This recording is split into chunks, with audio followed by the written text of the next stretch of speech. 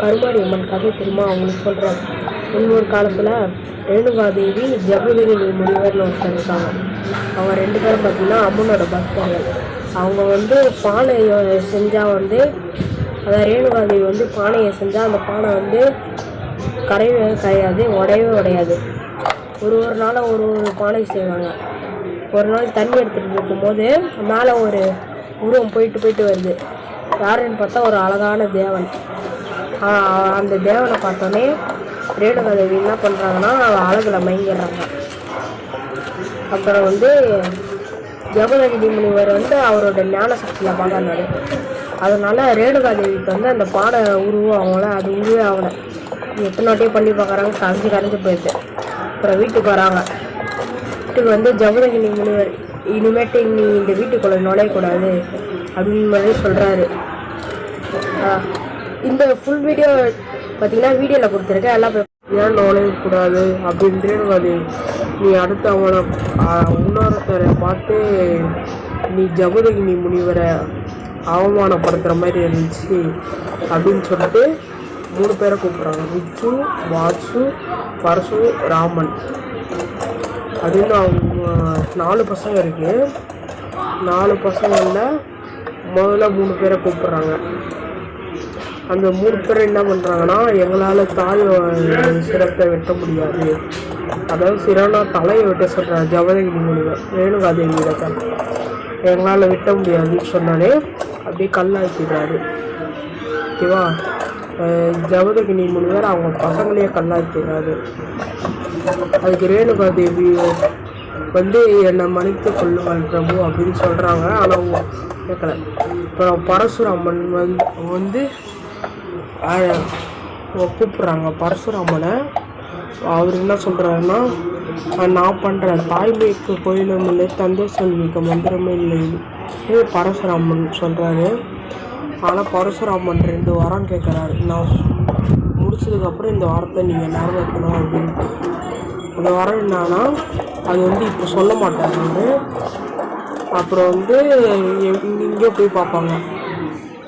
முதல்ல வந்து ஒரு கிரகம் இருக்கோம்ல ஊரில் தூக்குவாங்க. அந்த கிரகத்தில் இருக்க பானைக்குள்ளே போய் ஒழிஞ்சிட்டாங்க. அந்த கிரகம் பானை செய்வாங்கள அவங்க வீட்டில் போய் ஒழிஞ்சிட்டாங்க ரேணுங்க அம்மா. அப்போ வந்து அவர் கேட்டுட்டு போகிறாரு, இந்த பக்கம் யாரும் வரலன்றாங்க. அப்புறம் பம்பு அடிப்பாங்களே அதெல்லாம் பம்பம் விளாண்டுவாங்க. அதுவும் கிராமத்துக்கு இல்லை ஆடி மாதம்லாம் வந்துச்சு. ரொம்ப ஸ்பெஷலு. அந்த மோளக்காரங்க வீட்டில் போய் ஓடி போயிட்டு ஒழிஞ்சிக்கிறாங்க. அந்த வீட்லேயும் என்ன சொல்கிறாங்கன்னா ஓகே நாங்கள் சேர்த்துக்கிறோம் அப்படின்னு சொல்லிட்டு வேப்பிலையை போட்டு மறைச்சிடுறாங்க. ஓகேவா? அந்த வேப்பிலையை போட்டு மறைச்சோன்னே அதனால்தான் அது அம்மனுக்கு வந்து கிரகம் தூக்குவாங்க. நீங்கள் பார்த்தீங்கன்னா கிரகம் தூக்கும். அந்த அம்மன் அதுக்குள்ளேருந்து வந்ததுனால தான் கிரகம் தூக்குறாங்க. ஆனால் அந்த அம்மனுக்கு ஏன் பம்பை எடுக்க ஸ்பெஷல்னால் அவங்க தான் வந்து காப்பாற்றினாங்க. ஆனால் பம்பை எடுக்க 3வது வந்து பார்த்திங்கன்னா இந்த அழுக்கு துணிலாம் துவச்சி எடுத்துருப்பாங்கள அவங்களோட துணிக்குள்ளே போய் ஒழிஞ்சிக்கிட்டாங்க ரேணுகா அம்மா. அவங்க துணிக்குள்ளே போய் ஒழிஞ்சோடனே அப்பயும் வந்து இதுவும் ஆகலை.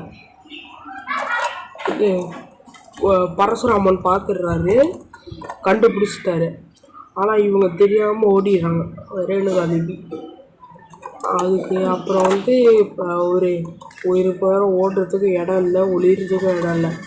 அப்புறம் என்ன பண்ணுறாங்கன்னா அதான் முன் ஜென்மத்தில் வந்து பார்வதி வந்து சொல்லுவாங்க, உன்னை எப்போ சாக போறியோ அப்போ நான் உன்னை வந்து காப்பாற்றுவேன் அப்படின்ட்டு.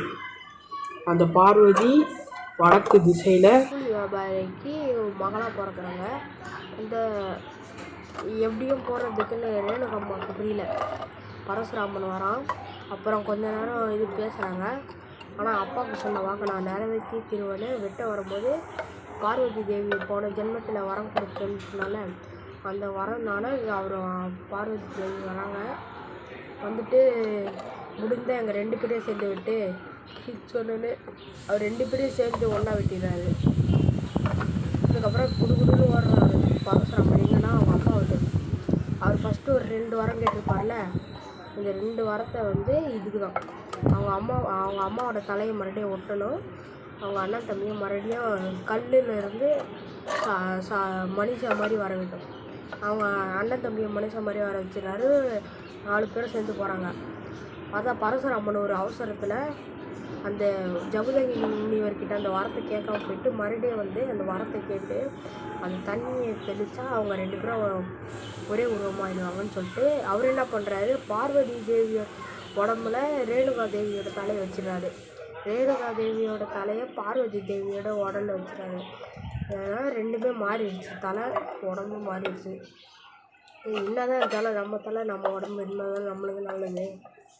அப்போ உயிர் சிவசிவன்னு எழுந்துக்கிறாங்க. ரேணுகா தேவியும் பார்வதி தேவியும் நினச்சிக்கும் போது இதான் என் சிரம் இல்லை, என் உடம்பு இல்லை அப்படின்னு சொல்லி 2 பேருக்கும் மாற்றி மாற்றி பேசிக்கிறாங்க.